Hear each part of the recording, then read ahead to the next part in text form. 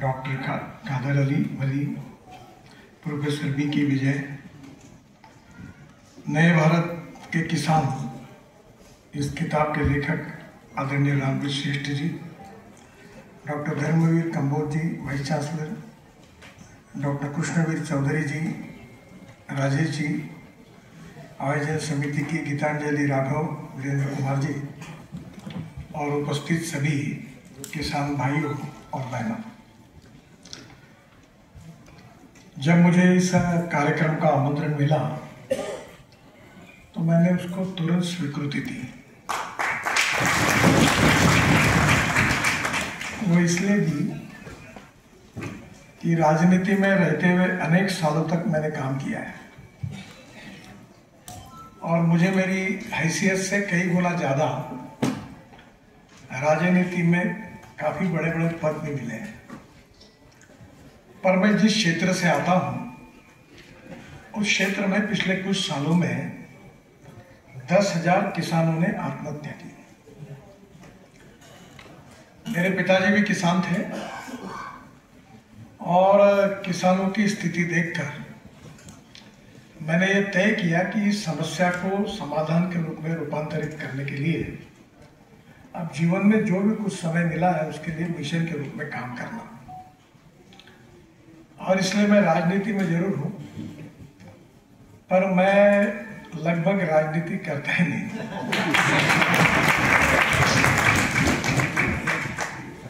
मैं सेवा का काम करता हूँ।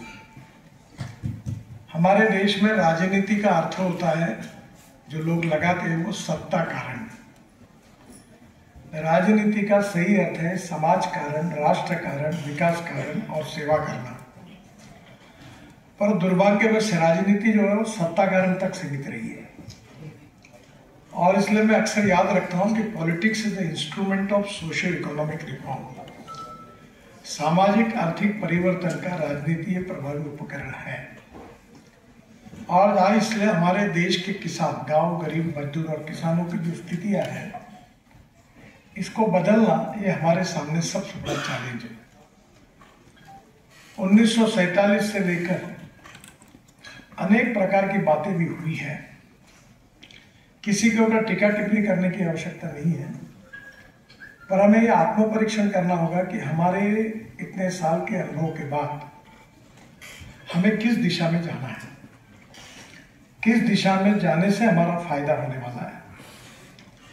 हमारे देश में जो विकास होता है उस विकास को जिस प्रकार से कैलकुलेट किया जाता है उसको जीडीपी ग्रोथ कहते हैं। और जीडीपी जो हमारा होता है उसमें 22 to 24% इंडस्ट्रियल सेक्टर कंट्रीब्यूट करता है, उद्योग कंट्रीब्यूट करते हैं। 52 से 54% सर्विस सेक्टर कंट्रीब्यूट करता है और करीब 14% तक किसान और अलाइड सेक्टर जो है वो कंट्रीब्यूट करते हैं। जब गांधी जी 47 में बात करते थे तब 90% आबादी गांव में रहती थी और आज स्थिति ऐसी हुई है कि 65% आबादी गांव में है और ये 30 से 35% का जो माइग्रेशन हुआ है इसका कारण हमारे गांव, गरीब, मजदूर, किसान की जो परिस्थिति है, जो जल, जमीन, जंगल और जानवर आधारित हमारी अर्थव्यवस्था थी, उसके तरफ जितना ध्यान देना चाहिए था उतना नहीं दिया गया, उसका ये परिणाम है। हमारे किसानों में ये जो बदलाव हमको लाना है उसके लिए हमें क्या करना होगा, इसको फोकस करके कुछ नीतियों पर आप जैसे प्रमुख किसानों को सोचना होगा। पहली बात तो यह है कि 65% आबादी और केवल 14% ग्रोथ में कंट्रीब्यूशन। तो हमारा देश आत्मनिर्भर भारत बनना चाहिए, प्रधानमंत्री जी का हम सब का सपना है। हम विश्व की तीसरी अर्थव्यवस्था बनना चाहते हैं, और ये इतनी बड़ी 65% आबादी, अगर इसका विकास नहीं होगा, इसकी गरीबी, भुखमरी, बेरोजगारी दूर नहीं होगी, गांव में जाने के लिए अच्छे रोड नहीं बनेंगे, किसानों को पीने के लिए शुद्ध स्वच्छ पानी खुद के लिए और खेती के लिए अच्छा पानी नहीं मिलेगा, गांव में अच्छी स्कूल नहीं होगी, गांव में बिजली की पर्याप्त व्यवस्था नहीं होगी, गांव में शिक्षा की अच्छी व्यवस्था नहीं होगी, गांव के युवाओं को हाथों को काम नहीं होगा और गांव के किसानों को फसल के सही दाम नहीं मिलेंगे, तो फिर हम इतनी बड़ी आबादी का ये गरीबी, भूखमरी, बेरोजगारी दूर नहीं करेंगे तो हम आत्मनिर्भर भारत कैसे बनेंगे। और इसलिए आज सबसे बड़ी आवश्यकता है कि गांव, गरीब, मजदूर, किसान की कल्याण करने वाली नीतियां कौन सी हो सकती है, उसका वस्तुनिष्ठ हमें आत्म परीक्षण करके चिंतन करना होगा। जब हमारा स्वास्थ्य बिगड़ जाता है और हम डॉक्टर के पास चेकअप करने के लिए जाते हैं तो डॉक्टर कहता है ब्लड चेक करो, ईसीजी निकालो। हमें भी अपना ब्लड चेक करना पड़ेगा, ईसीजी निकालना पड़ेगा कि हमारे शरीर में समस्या कहाँ है। और इसलिए इस उद्दिष्ट के मेरे बारे में मतभेद नहीं है। किसान समृद्ध होना चाहिए, संपन्न होना चाहिए, सबकी भावना है, पर यह कैसे होना चाहिए इसके बारे में चिंतन करना चाहिए। हमारे देश में जो गांव की परिस्थिति है, जल, जमीन, जंगल और जानवर, इस नीतियों को हमने जितना प्राधान्य देना चाहिए था उतना नहीं दिया, ये मैंने आपको कहा था। पर यह परिस्थितियां बदल रही है। थोड़ा मुझे क्षमा करें, मैं कोई अंग्रेजी शब्द आएंगे तो थोड़ा आसानी से आपको कह पाऊंगा, इसलिए मैं उसका उपयोग करूंगा। मैं अक्सर दो बातों का उल्लेख करता हूं। एक है नॉलेज। नॉलेज का अर्थ होता है ज्ञान, और conversion of knowledge into wealth, ज्ञान का रूपांतर संपत्ति में करना, तभी हम समृद्ध और संपन्न बनेंगे। स्वामी विवेकानंद जी ने भी कहा था कि no philosophy can be taught to empty stomach.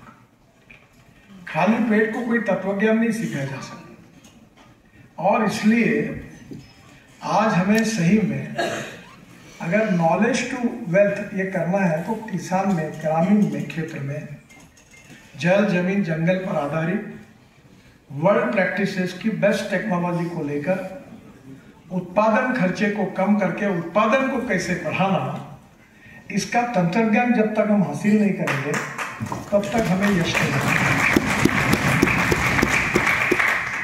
अब पहली बात तो यह है कि हमारे देश में पानी की कमी नहीं है। ये मैं कह सकता हूं कि मैं वाटर रिसोर्सेज मंत्री था, अभी बताया गया परिचय में अभी नहीं हो। हमारे देश में मुझे याद है कि ये बादल साहब का जो गांव है, वहां से जो इंदिरा कैनाल बोलते हुए बहता था वो फूट गया और उसके कारण सब जमीन पंजाब की उस साइड की खराब हो गई। तब मैंने 2,500 करोड़ रुपए देकर मुझे बताया गया कि इसका अगर कॉन्क्रीटीकरण होगा तो राजस्थान के 7 जिलों को पानी मिलेगा। वो मैंने 2,500 करोड़ की मान्यता, पानी अभी आने लगा, राजस्थान में गया। हमारे देश में जब हमको स्वाधीनता मिली तो 1947 में भारत और पाकिस्तान जब हुआ तो 3 नदियां हिंदुस्तान को मिली, 3 नदियां पाकिस्तान को मिली। और आज भी हमारे अधिकार का पानी जो हमने करार किया वो पानी पाकिस्तान में बहता है और पंजाब और हरियाणा पागड़ी के लिए झगड़ा करके सुप्रीम कोर्ट में लड़ रहे हैं। पर जब मैं मंत्री था तो 24 झगड़े थे राज्यों में। 1970 से पहले के थे, तो मैंने अपना थोड़ा उपयोग किया। मैंने सब मंत्रियों को बुलाता था, हरियाणा के मुख्यमंत्री आते थे, जम्मू कश्मीर के गवर्नर को, सब उत्तराखंड, हिमाचल, और मैं बोलता था कि मैंने दरवाजा बंद किया है, तुम्हारा जब तक समाधान नहीं होता, एमओयू साइन नहीं होता, मैं दरवाजा नहीं खोलूंगा। और 24 में से 17 झगड़े मैंने निपटा। पानी की कोई कमी नहीं है। मैं आंध्र प्रदेश में एक पोलावरम डैम बना रहा था, मैंने उसके 60,000 करोड़ का काफी पैसा भारत सरकार से दिया। मैं 4 बार उसका काम देखने के लिए गया था। तो गोदावरी पर बन रहा था पोलावरम। अब वो पानी जो है डैम बनने के बाद भी 1300 टीएमसी पानी समुद्र में जाता है। जो समुद्र में पानी जा रहा है उसको हमने रोकना चाहिए, इसकी चर्चा नहीं होती। जो हमारा उड़ीसा से ये सब नदियां निकलकर छत्तीसगढ़ से, हमारे महाराष्ट्र से आगे जाके आंध्र की तरफ जाती है, समुद्र में पानी बहुत है। तो मैंने 49 प्रोजेक्ट्स रिवर कनेक्टिविटी के तैयार किए और वो टीपीआर तैयार है। और उसमें सिंपल ये था कि तमिलनाडु के मुख्यमंत्री को मैंने कहा तुम क्यों कर्नाटक से लाते हो। कर्नाटक और तमिलनाडु के मुख्यमंत्री को बुलाया कि मैं आपको पानी प्रॉब्लम सॉल्व कर देता हूँ। बोले कैसे? तो मैंने जो एक्सेस वाटर है गोदावरी में, ये गोदावरी का कृष्णा में, कृष्णा का पेन्नार में और पेन्नार का कावेरी में डालकर मैं टेल एंड टेक तमिलनाडु तक, कन्याकुमारी तक पानी पहुंचाएगा। ये प्रोजेक्ट है। ये आपका तमिलनाडु में पानी की समस्या नहीं रहेगी। अब 2 केन बेतवा ये अभी चालू हो गया, उसमें से एक प्रोजेक्ट और दूसरा और प्रोजेक्ट चालू होगा। उसी समय योगी जी तैयार हुए थे। शिवराज जी को मैं बहुत समझा रहा था पर बोले मध्य प्रदेश और ये करके रह गया। तो आखिर में अभी बाद में मैं मंत्री नहीं था पर अभी उसके बाद वो करार हो गया। तो अब बुंदेलखंड के लिए भी प्रॉब्लम सॉल्व होगा। तो पहली बात, देश में पानी की कमी नहीं है, पानी के नियोजन की कमी है। बहुत लोग इस पर बहस करते हैं और अभी मेरे ऊपर इसलिए विश्वास रखो कि मैं केवल राजनीतिज्ञ नहीं हूँ। मैं विद्वान भी नहीं हूँ पर मुझे 11 डॉक्टरेट डिलीट्स मिली है और 11 में से 6 डिलीट जो है वो सरकारी कृषि विद्यापीठ की मिली है और वो एग्रीकल्चर साइंस में मिली है। मैं एक काम करता हूं जो मैं आपके लिए बहुत जरूरी है, हरियाणा और पंजाब के लिए बहुत सिंपल है। दौड़ने वाले पानी को चलने के लिए लगाओ, चलने वाले पानी को रुकने के लिए लगाओ और रुके हुए पानी को जमीन को पीने के लिए लगाओ। गांव का पानी गांव में, खेत का पानी खेत में, घर का पानी घर में। मैं कोई हवा की बात नहीं करूंगा। मैंने खुद, मेरे यहाँ 5 हाउस पावर के 3 पंप थे, 3 कुएं थे, 1-1 घंटा चलते थे। मार्च अप्रैल में पानी नहीं रहता था। मैंने मेरे खेत के बाजू की जो नदी थी, जो तालाब थे, उसमें से, तालाब तो हमारे यहाँ नहीं थे, नदी थी और नाला था, उसका खोलीकरण, रुंदीकरण किया। अब आप में से जियोलॉजी, जियोफॉर्मोलॉजी, मिनरोलॉजी और क्रिस्टोलॉजी शायद आपको कुछ लोगों को पता होगी, कुछ नहीं है, पर इतना सिंपल अर्थ है कि जो स्ट्राटा है, जो रॉक है, पानी पीने वाला और पानी नहीं पीने वाला। अब इसमें रॉक के 10 प्रकार हैं: talc, gypsum, calcite, apatite, orthoclase, quartz, corundum, diamond. तो diamond is suppose to be the hardest material. तो जमीन में हमको नीचे जमीन, नाले और नदी को खोदना है, तब तक खोदना है जब तक पानी पीने वाला स्ट्राटा जमीन नहीं लगती, रॉक नहीं लगता। देखो आप लोग, आप में से कुछ लोग सरकारी नौकर भी होंगे, वो क्या करते हैं, वो नौकरी करते करते महीने में डिपॉजिट रखते हैं और रिटायर्ड होने के बाद पीएफ का पैसा, बाकी पैसा इकट्ठा लाकर 10-20 लाख रुपए बैंक में जमा करके ब्याज उनको महीने पे मिलता है, उस पर उधर निर्वाह करते हैं। मैं वही बात कह रहा हूँ कि जीवन भर पानी को जमीन के अंदर डिपॉजिट करते जाओ, डिपॉजिट बढ़ाओ, पानी का खर्चा कम करो। और अगर आपके खेत में अगर 24 घंटे पानी मिल जाएगा तो आपका उत्पादन 2.5 गुना बढ़ जाएगा। तो पानी का जल संवर्धन, वाटर कंजर्वेशन, ये काम हमने करना चाहिए। मैंने अभी NHI का मैं काम करता था, अभी आपको समय मिलेगा तो पंजाबराव कृषि विद्यापीठ है अकोला में, महाराष्ट्र सरकार की, वहां मैंने 40 तालाब बना के दिए और 4,500 एकड़ जमीन पानी के नीचे आई। फिर परभणी कृषि विद्यापीठ में बना दिए, मैं 1000 तालाब बनाए फुकट में। आप बोलोगे ये फुकट कैसे बना? तो महाराष्ट्र सरकार को मैंने रिक्वेस्ट की कि रोड बनाने के लिए हमको मिट्टी लगती है, तो जो किसान और जो इंस्टीट्यूशन हमें अनुमति देगी, हम उससे मिट्टी खोदने का काम करेंगे, वो रोड में डालेंगे और फुकट में तालाब बना देंगे, बन गया तालाब।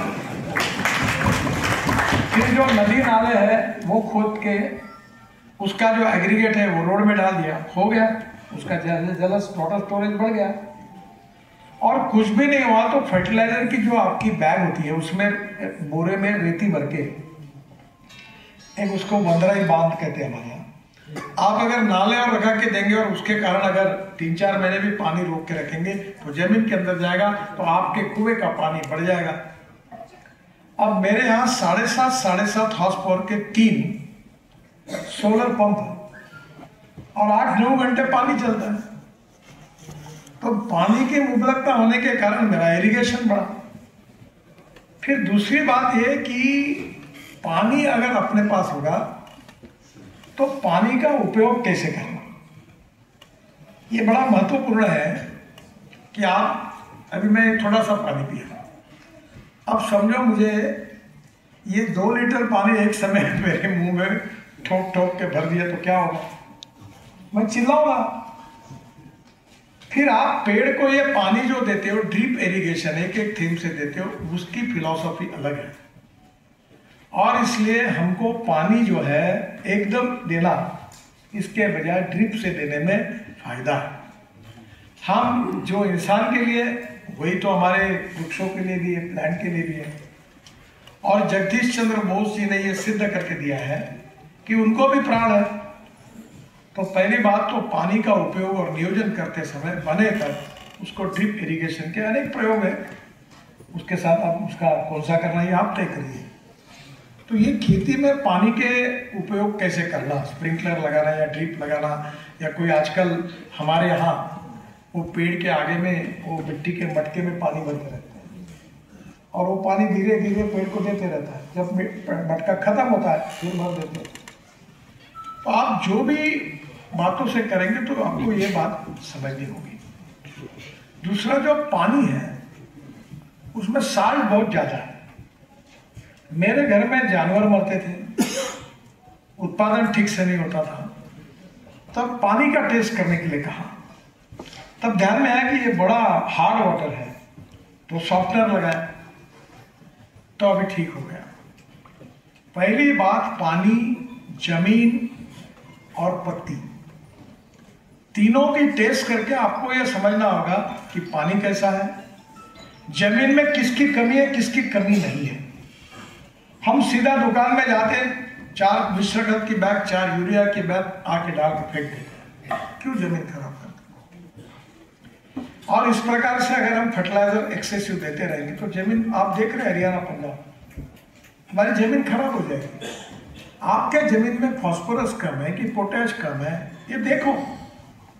और अभी तो हमारे इतना संशोधन हुआ है, आचार्य देवव्रत जी ने भी जैविक खेती पर लिखा है, और हमारे यहाँ जीवामृत होता है कि जैसे 200 लीटर में 20 लीटर देशी गाय का गोमूत्र, गोबर और उसके साथ गुड़, वो सब मिश्रण करके उसका बनाकर अगर हमने पेड़ को दिया तो पेड़ के नीचे में वो कछुआ लगते हैं, हमारे यहाँ गांडूल बोलते हैं, आप क्या बोलते हैं उसको, वो लगते, वो क्या करते हैं, वो जमीन को भुसभुशित बनाते हैं। और उसके कारण क्या होता है कि हवा का नाइट्रोजन डायरेक्ट प्लांट के मूल को मिल जाता है, तो ऊपर से नाइट्रोजन देने की जरूरत नहीं यूरिया डालने की। तो अब ये धीरे धीरे जो उत्पादन खर्च को कम करना है और उत्पादन को बढ़ाना है, एक्सपेंडिचर कॉस्ट को कम करना है और प्रोडक्शन को बढ़ाना है। तो ये पहला सूत्र अगर आप ध्यान में रखेंगे तो ये जो अलग अलग प्रकार के प्रयोग करो। भी हमारे यहाँ मुझे एक ने बताया, ये बाल होते हैं ना, ये बाल लाकर हम एमिनो एसिड बनाते हैं। मैंने बहुत लोगों को टेक्नोलॉजी दी और सस्ते में किसानों को देते हैं। तो मैं पहले मुझे लगा कि बाल तो खूब है, वो आजकल तो महिलाएं भी बाल काटती है, पुरुष भी काटते, तो बहुत बाल मिलेंगे। पर जब मैंने पूरे मेरे कॉस्ट नागपुर में देखा तो मुझे 50 किलो भी बाल नहीं मिले। तब मैंने कहा कि तिरुपति से लाओ, तो मैं अभी 3 से 4 ट्रक बाल तिरुपति से खरीदता हूँ महीने में, और उन बालों से एमिनो एसिड बेसिस बहुत चीज़ें बनाई। और करीब 4-5 करोड़ का बेचता हूँ। अब कॉस्ट प्राइस 10% प्रॉफिट पे देता हूँ। वो प्लांट बूस्टर है और वो लगाने के बाद एकदम फर्क पड़ता है क्रॉप में। तो मेरा ये है क्या, हाँ बुढ़ाना का दिखाओ। हमारे यहाँ जो किसान आत्महत्या कर रहे थे, लाइट थोड़ा बंद कर सकते तो लाइट बंद कर सकते। जब तक आप अच्छे क्वालिटी का बीज नहीं मिलेगा तब तक उत्पादकता नहीं होगी। और जो नर्सरी है वो भी बहुत महत्वपूर्ण है। अभी मैं नागपुर से हूँ, आपके यहाँ किलो होता है, हमारे यहाँ नागपुर ऑरेंज है। हमारे यहाँ ऑरेंज सिटी कहते हैं हमारे शहर। बंद कर। अब हमारे शहर में, हमारे विभाग में विदर्भ में, हमारा विदर्भ ने हरियाणा के बराबर ही कहा। हमारी 10 लोकसभा विदर्भ में, आपका भी 8-10 बस्ती है।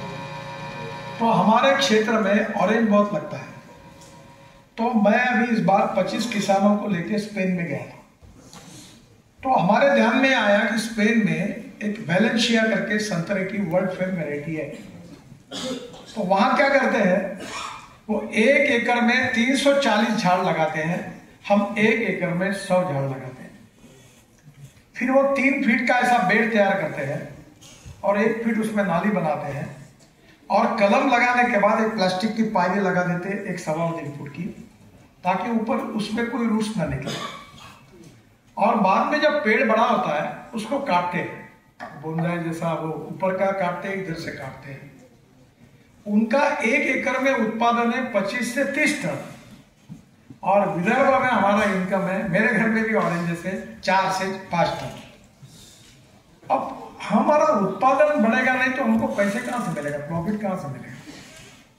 तो नई नई टेक्नोलॉजी इनोवेशन जो है, जो प्रयोग एक दूसरे को कर रहे हैं, उसको आजकल टेक्नोलॉजी डेवलप हुई है।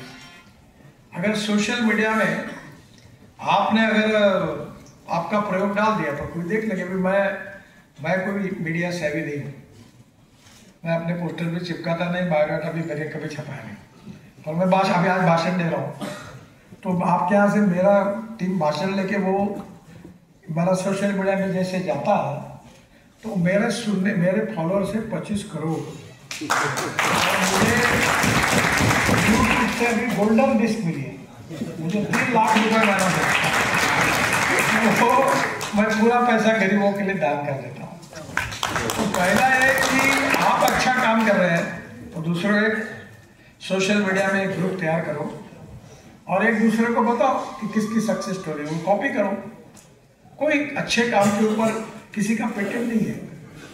और इसलिए मैं आपसे ये कहूँगा कि हमको बीज और कलम 2 बातों में बहुत गंभीरता से सोचना होगा, अच्छी लगनी चाहिए। अब दूसरा, आप इतना यूरिया और मिश्रकत यूज करते हो, मेरे पास ड्रोन है। अब मैं ड्रोन से जब स्प्रेइंग करता हूं तो नैनो यूरिया का उपयोग करता हूं। अब नैनो यूरिया की बॉटल है 250 की, तो 2 बॉटल में मेरा काम हो जाता है। और वही अगर मैं यूरिया की बोरी तो 4 बोरे यूरिया की 50-50 की 4 बैग लगती थी। उसमें क्या होता है, जब हम केमिकल फर्टिलाइजर या कोई भी फर्टिलाइजर बाजार से लाकर फेंकते हैं तो 75% वेस्ट होता है, जमीन को खराब करता है, और 25% प्लांट को जाता है। जब हम नैनो यूज करते हैं तो 75% प्लांट को जाता है और 25% वेस्ट होता है। तो हमारा आधा खर्चा खाद के ऊपर बच गया, उतना हमारा फायदा हुआ। मेरे घर पर गन्ना लगा, मैं 4 चीनी मिलें चलाता किसानों के लिए। मैं कोई उद्योगपति नहीं हूँ। अगर मैं उद्योगपति होता तो मैं ब्रिज टनल और रोड का तो एक्सपोज करता हूँ, वो नहीं करता, किसानों में काम करता हूँ। तो मैं आपको बता रहा हूँ, मुझे 88 टन गन्ना 1 एकड़, मैंने आपके इधर की भाषा में 880 क्विंटल हुआ। मैंने ड्रोन से स्प्रे किया और मेरे अभी तुअर हुई ऑर्गेनिक, तो मुझे 1 एकड़ में 14.5 क्विंटल हुई।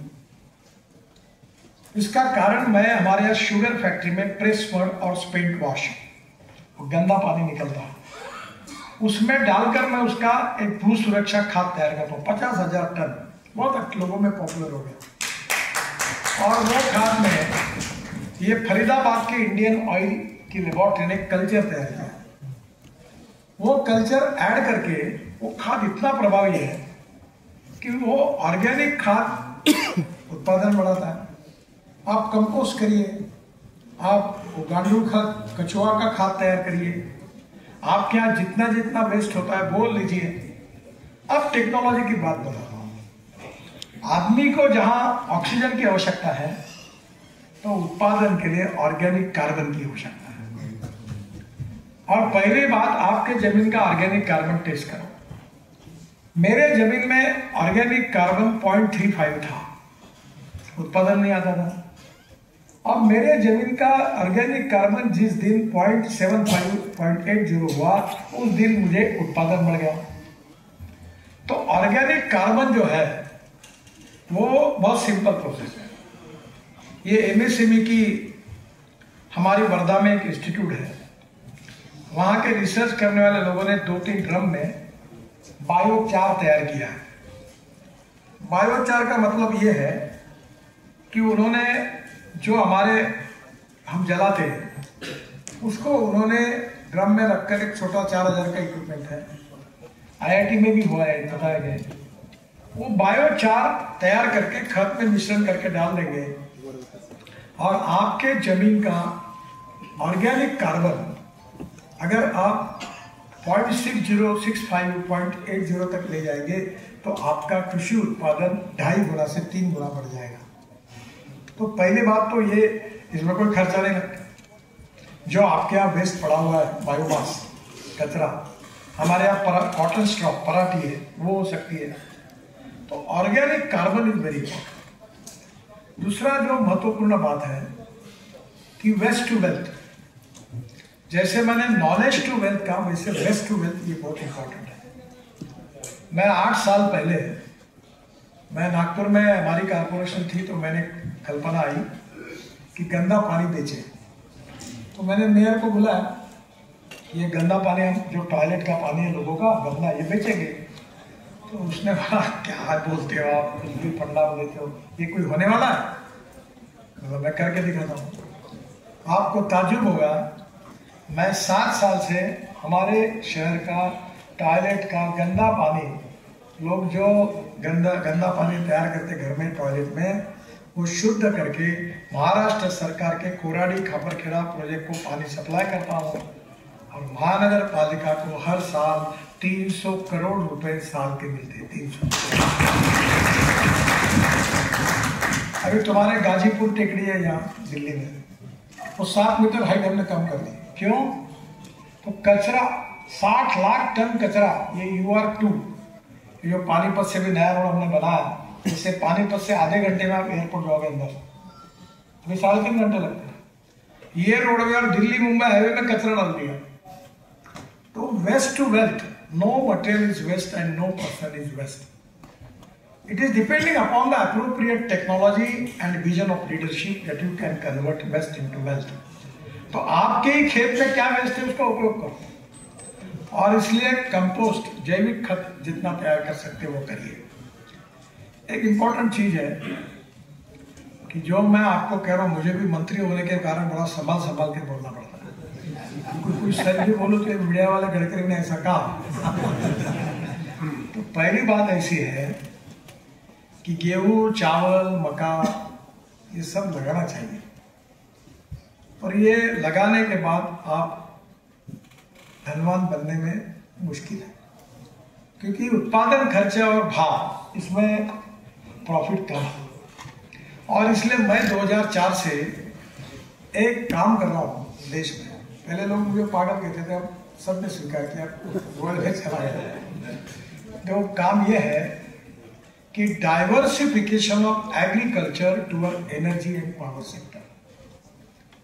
अब ये जो पेट्रोल डीजल है, हमारे देश में 22 लाख करोड़ रुपए हम पेट्रोल डीजल फॉसिल फ्यूल के इंपोर्ट के लिए खर्चा कर रहे हैं।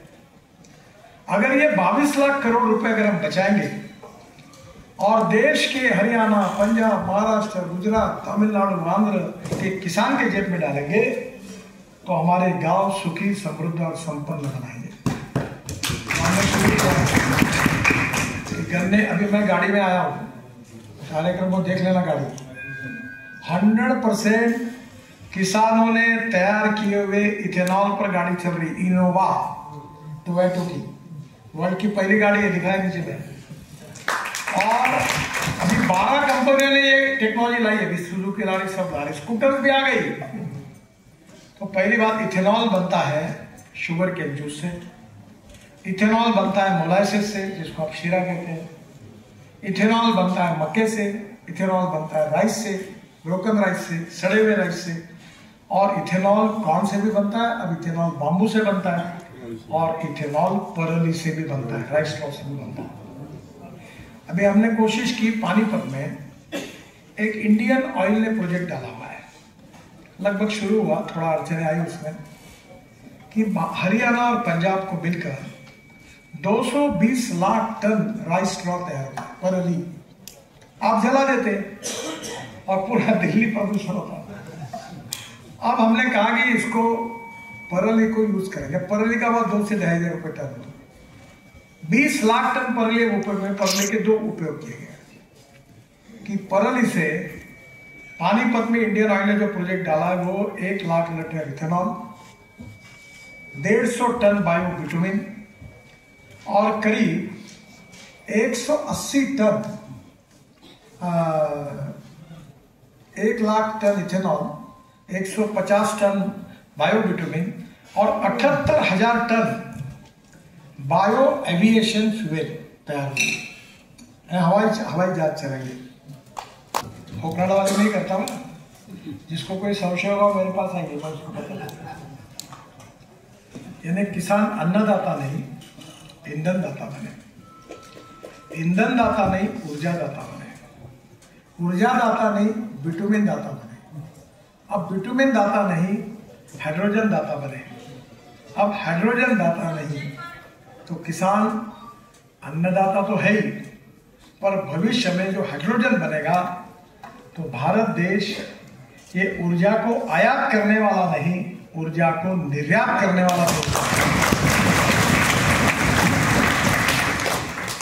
हाइड्रोजन 4 प्रकार से होता है, पानी से और कचरे से, बायोमास से बनता है ग्रीन हाइड्रोजन, कोयले से बनता है ब्लैक हाइड्रोजन, और जो पेट्रोलियम से बनता है वो ब्राउन हाइड्रोजन। अभी मैंने 1 महीना पहले टाटा को हमने 7 प्रोजेक्ट पायलट में मेरे मिनिस्टर ने लिए, और टाटा के ट्रक आईसी इंजन पर एक ट्रक है जो पेट्रोल डीजल पे चल सकता है, उसको हमने हाइड्रोजन पे चलाने का तैयार किया, और एक जो है हाइड्रोजन फ्यूल सेल पर तैयार किया, और दोनों ट्रक को मैंने लॉन्च किया।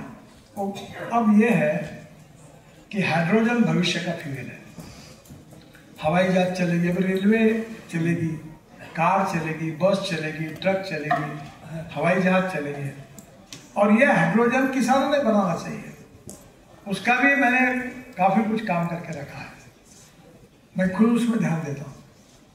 और इसलिए आप जो import substitute, cost effective, pollution free और इंडिजिनियस, ये जब तक आप नहीं करोगे, आप एग्रीकल्चर में देखिए, शरद जोशी हमारे किसान संगठन के नेता, मैं उनको बहुत मानता था।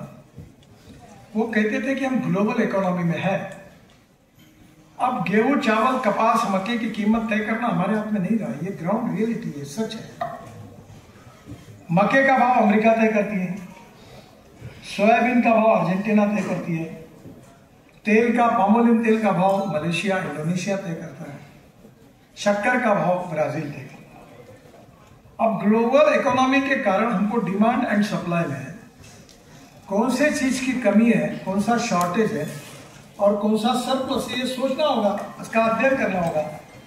अभी हम 1,25,000 करोड़ रुपए एडिबल ऑयल को इंपोर्ट करने के लिए खर्चा करते हैं, तो खाद्य तेल का शॉर्टेज है। अब राइस ब्रांड का भी तेल हम बना रहे हैं, तो हमें यह समझना होगा कि हम अभी, जैसे मैं आपको उदाहरण बताऊं कि 2 साल पहले, मैं वैसे बहुत पहले से आग्रह कर रहा था, फूड वर्सेस फ्यूल का विवाद खड़ा किया कुछ लोगों ने। मैं कहा मक्के से इथेनॉल बनाने की अनुमति दो, तो मक्के की कीमत थी 1,200 रुपए क्विंटल, एमएसपी थी 1,800 रुपए क्विंटल, हम दे नहीं पा रहे थे कीमत। और जब खूब आग्रह करके प्रधानमंत्री जी और कैबिनेट में निर्णय हुआ कि मक्के से इथेनॉल बनाएंगे, तो मक्के की कीमत पर क्विंटल होगी 2600 रुपए, यानी एमएसपी से ऊपर गई। परिणाम क्या हुआ? अब मक्के का एक साल में 3 क्रॉप आ रहे, 100 दिन में मक्का मिलता है 30 से 40 को, तो लोग मक्का लगाने लगे। हमारे वो रज्जू भाई का लड़का मेरे साथ था अभी स्पेन में, जय शाह ना, जय शाह, तो वो उसको बोला मैंने इस बार पहले उसका यूनाइटेड फॉस्फोरस, क्या कंपनी का नाम है? नहीं, दूसरा क्या नाम? यूपीएल, बड़ी कंपनी है, वर्ल्ड में 16-17वें नंबर के धनवान व्यक्ति। तो मैं 35,000 टन मैंने सीड बेचा। मैंने बोला अभी तो 70,000 टन तैयार कर बेचने वाले लोग मक्का लगा रहे, जो मक्के को कीमत आई, और एक 3 क्रॉप ले रहे, 30 से 40 क्विंटल एक बार होगा, 3 बार होगा तो 100 क्विंटल होगा, और 2000 का भाव हुआ तो 2 लाख रुपए हुए, ऊपर से चारा अलग, वो भी काट के साइलेज में रखा तो हमारा हरा घास जानवरों को मिलेगा। तो सवाल यह है कि हमें ये समझना होगा कि हमें किस दिशा में जाना है, और मैं ये मानता हूं कि उत्पादन खर्चे को कम करना, उत्पादन को बढ़ाना और उत्पादन को प्रोसेसिंग करने की व्यवस्था करना, pre cooling plant, cold storage, जैसे पानी से, पत्ती से, सीड और कलम से, और उससे आगे जाकर आपको क्लाइमेट में कब क्या क्या होना है इसका आधार लेकर आपको खेती का नियोजन करना होगा। मैं अभी एक स्मार्ट विलेज बना रहा हूँ, 1000 घर बना रहा हूँ उसमें, और मेरा इच्छा है कि 5 लाख रुपए में 500 स्क्वायर फीट का घर, कंक्रीट के रोड, 24 घंटे पानी, बिजली मुफ्त, गार्डन, समाज भवन, सब मिलके 5 लाख में घर बने। तो मैंने टेक्नोलॉजी वगैरह लाई सर, तो मैं आपको एक सुझाव दूंगा। There is a difference between westernization and modernization. Old is gold, ये भी 100% सच नहीं है, और ओल्ड गोल्ड है, ये भी कुछ प्रमाण में सच है। जो आपके अनुमान से आपको सक्सेस स्टोरी बनाता है उसका यूज करो। अगर कंपोस्ट खत तैयार करनी है, ऑर्गेनिक मैन्युअल तैयार करनी है, आपके अलग अलग उपायों के द्वारा आपने अगर इंसेक्टिसाइड, पेस्टिसाइड, अगर डिसीज को कंट्रोल किया है प्लांट का, तो जरूर करिए। तो इनोवेशन जिसमें है उसका उपयोग करिए, उत्पादन को बढ़ाइए और उत्पादन खर्चे को कम करिए और प्रोसेसिंग करिए। मेरा विश्वास है कि ये जो प्रवास है ये कठिन है पर असंभव नहीं है। इस देश के जीडीपी ग्रोथ में जो हमारा 14% कंट्रीब्यूशन है, वो जिस दिन 22% हो जाएगा, उस दिन देश में कोई गांव का किसान का लड़का नौकरी के लिए शहर की तरफ नहीं है। गांव समृद्ध संपन्न बनेंगे, उनकी परचेसिंग पावर बढ़ेगी, क्रय शक्ति, अब खर्चा करने की शक्ति बढ़ेगी तो मल्टीप्लेक्स आएगा गांव में, गवर्नमेंट स्कूल आएगी, फीस देने की ताकत तो बने किसान की। और इसलिए आने वाले समय पे ज्ञान, तंत्र विज्ञान का उपयोग करके, ऑर्गेनिक के तरफ जैविक खेती का भी उपयोग करके, ड्रोन का उपयोग, अभी मैं इलेक्ट्रिक ट्रैक्टर मेरा प्रयोग कर रहा हूँ, उसकी प्रॉब्लम है, वो 1.5 घंटा ही चलता है, पर मेरा सीएनजी का ट्रैक्टर, अभी मैंने एक सब ट्रैक्टर में ट्रांसपोर्ट मंत्री हूँ, मैंने अभी यूरो 6 के एमिशन नॉर्म्स ट्रैक्टर को लागू करने की फाइल है, सब मेरे पास मालिक आए, बोले साहब ये लगाएंगे तो ट्रैक्टर 1 लाख 1.5 लाख महंगा होगा। ठीक है, एक मेरी कंडीशन है, बोले क्या, ट्रैक्टर सीएनजी पर, इलेक्ट्रिक पर, फ्लेक्स इंजन पर कन्वर्ट करो, मैं पीछे हटता हूँ। मेरे पास सीएनजी का ट्रैक्टर है, मेरी 1 लाख रुपए की बचत है। अभी बजाज की सीएनजी स्कूटर मोटरसाइकिल मैंने लॉन्च की पुणे में 4 महीने पहले, तो पेट्रोल पे चलने वाली मोटरसाइकिल का खर्चा है 2 रुपये 40 पैसे, और सीएनजी पर चलने वाली मोटरसाइकिल खर्चा 1 रुपए। तो आप परली से सीएनजी बन रहा है, 400 प्लांट, अरे हरियाणा, पंजाब, उत्तर प्रदेश में, उसमें 90 शुरू हो गए, और वो परली से 5 टन ऑफ परली is giving 1 ton of bio CNG, 12 ton of cotton straw is giving 1 ton of bio CNG, 15 ton of napier grass is giving 1 ton of bio CNG. उस पर ट्रक, बसेस, कार सब चलेगी। आपके यहाँ अभी 90 plant चालू हो गए और 400 प्लांट शुरू हो गए, उनका 35% निकलता है लिग्नैंट। अब मेरे यहाँ मीटिंग हुई, पेट्रोलियम मंत्री सब थे, और हमारा 90 लाख टन हमको बिटुमेन लगता है, डामर लगता है। तो मैंने प्रयोग करके सेंट्रल रिसर्च और ऑर्गेनाइजेशन है हैदराबाद, वहाँ बहल करके साइंटिस्ट है, मैंने कहा इसका क्या होगा। तो यूज रबर टायर की पाउडर और प्लास्टिक और 35% ये जो लिग्नैंट था ये डामर में डालकर अब फाइनल रिपोर्ट आएगा। उस दिन 15 लाख टन इंपोर्ट कम होगा, पर्यावरण की सेवा होगी, और जो 220 लाख टन में 20 लाख टन केवल परली का उपयोग हो रहा, 5 साल में अगर 220 लाख टन परली वैल्यू एडिशन हो जाएगी, इथेनॉल बनेगा, हवाई ईंधन बनेगा, लिग्नैंट का फायदा होगा, सीएनजी बनेगा, और आप परली नहीं जलाएंगे तो क्यों प्रदूषण निर्माण होगा। हमें प्रदूषण को समाप्त करना है, इंपोर्ट को कम करना है, और स्वदेशी और स्वावलंबन के आधार पर जल, जमीन, जंगल, जानवर पर टेक्नोलॉजी का उपयोग करके गांव, गरीब, मजदूर, किसान को समृद्ध और संपन्न बनाना है। और मुझे लगता है कि ये करने में आप सब लोगों के, एक किसान जब सक्सेसफुली करता है तो गांव में उसका अनुकरण बाकी किसान करते हैं। अभी फार्मर प्रोड्यूस कंपनी भी निकली हुई है, हमारे नासिक में एक शिंदे करके है, वो 1500 फार्मर प्रोड्यूस कंपनी 1500 करोड़ रुपए के अंगूर एक्सपोर्ट करते हैं। 1500 करोड़ के।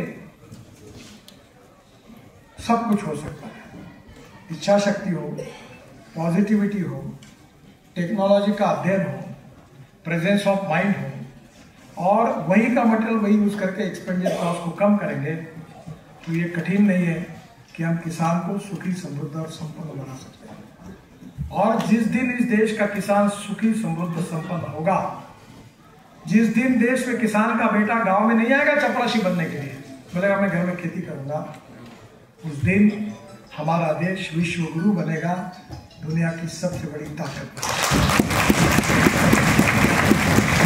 मेरे पास समय की कमी है, बोलने के लिए बहुत कुछ है, फिर कभी आऊँगा।